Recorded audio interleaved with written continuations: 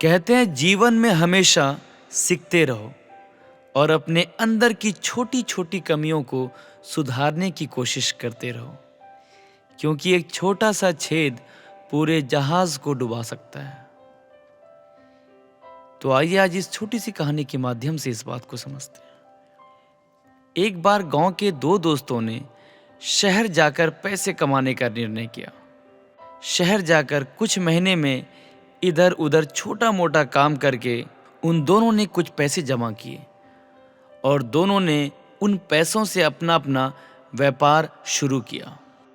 दोनों का व्यापार यानी कि बिजनेस चल पड़ा।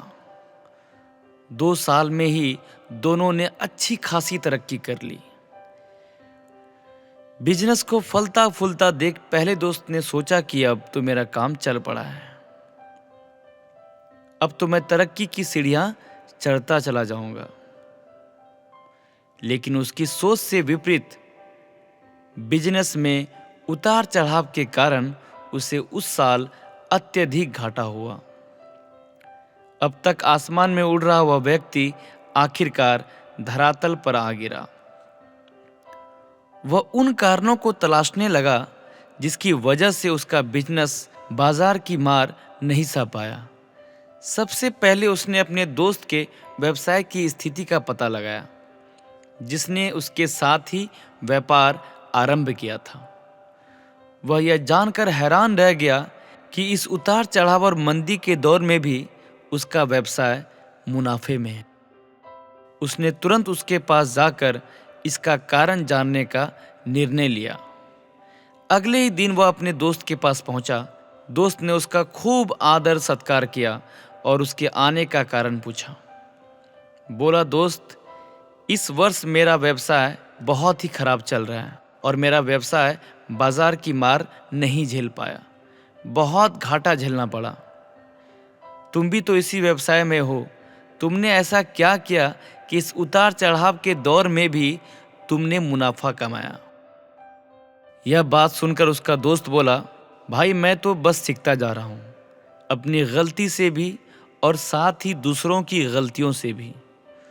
जो समस्याएं सामने आती है तो उसका सामना अच्छे से कर पाता हूँ और उसके कारण मुझे नुकसान नहीं उठाना पड़ता है।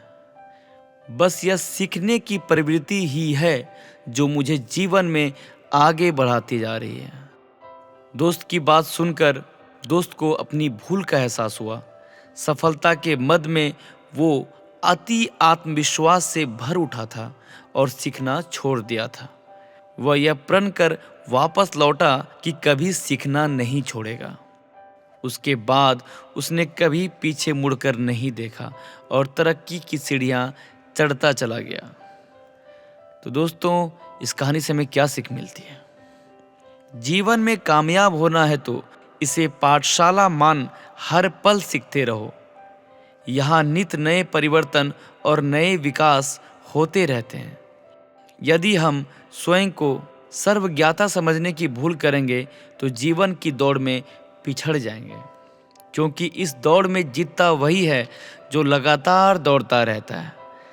जिसने दौड़ना छोड़ दिया उसकी हार निश्चित है।